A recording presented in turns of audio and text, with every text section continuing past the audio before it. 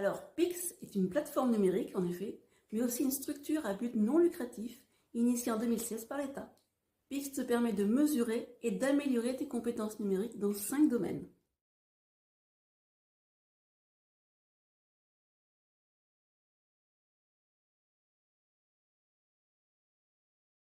Pix est pour les élèves et les étudiants, mais aussi les professionnels et le grand public.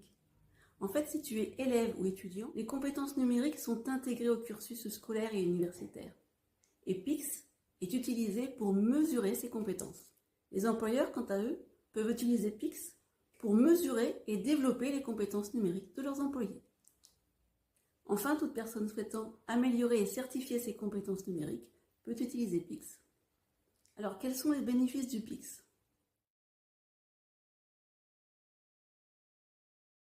Les utilisateurs peuvent évaluer leurs compétences numériques en réalisant des tests en ligne. La plateforme propose des parcours d'apprentissage personnalisés pour aider les utilisateurs à améliorer leurs compétences numériques.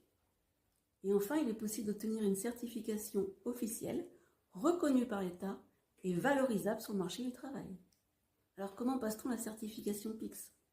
Les utilisateurs doivent s'inscrire en ligne, ils passent des tests interactifs qui vont évaluer les différents aspects des compétences numériques. Une fois un certain niveau de compétences atteint, ils peuvent passer une certification dans un centre agréé. Alors, comment financer ma certification Pix ?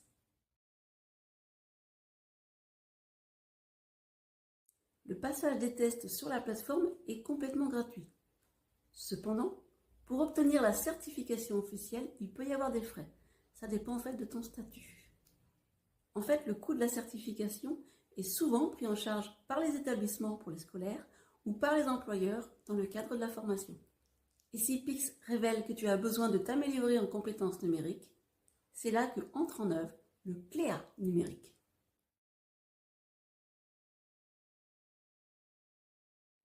Le CLEA numérique a été conçu pour valoriser et améliorer les compétences numériques professionnelles. Alors comment ça se passe ? La formation peut être en présentiel, en distanciel, voire un mixte des deux, ce qu'on appelle le blended learning. Tu retrouveras tous les organismes sur moncompteformation.gouv.fr. Alors quel coût pour un CLEA numérique ? Les coûts sont variables selon les organismes, mais dans tous les cas, tu devras prévoir un coût d'évaluation initiale, de parcours de formation et de certification.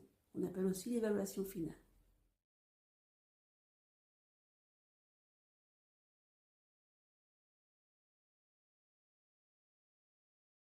Si tu es salarié, il y a une prise en charge possible par ton employeur.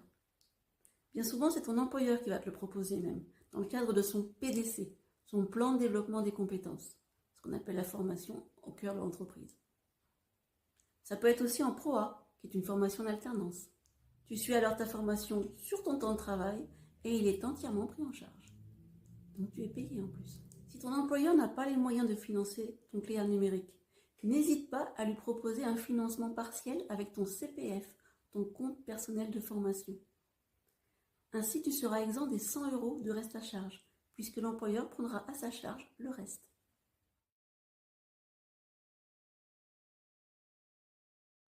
Pour les demandeurs d'emploi, une petite précision quand même. Je rappelle que le CPF n'est pas alimenté pendant les périodes de chômage, mais cependant, ça ne t'empêche pas d'utiliser les périodes déjà acquises antérieurement.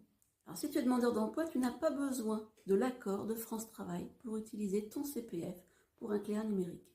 Tu dois simplement informer ton conseiller de ta démarche et de ton projet de formation. En plus, cela te permettra d'avoir éventuellement ce qu'on appelle un abondement, c'est-à-dire une partie financée par France Travail. Et en plus, tu seras exempt des 100 € reste à charge en tant que demandeur d'emploi.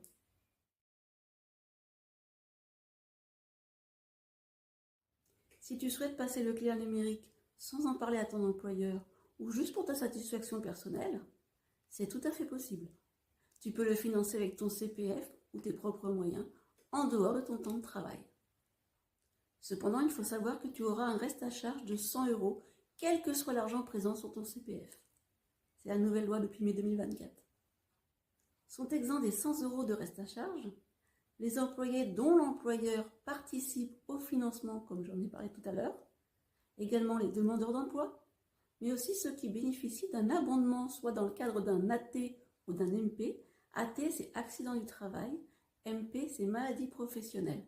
Si vous bénéficiez d'un abondement de votre CPF dans ce cadre-là et que vous utilisez votre CPF pour un client numérique, vous n'avez pas besoin de payer les 100 € de reste à charge.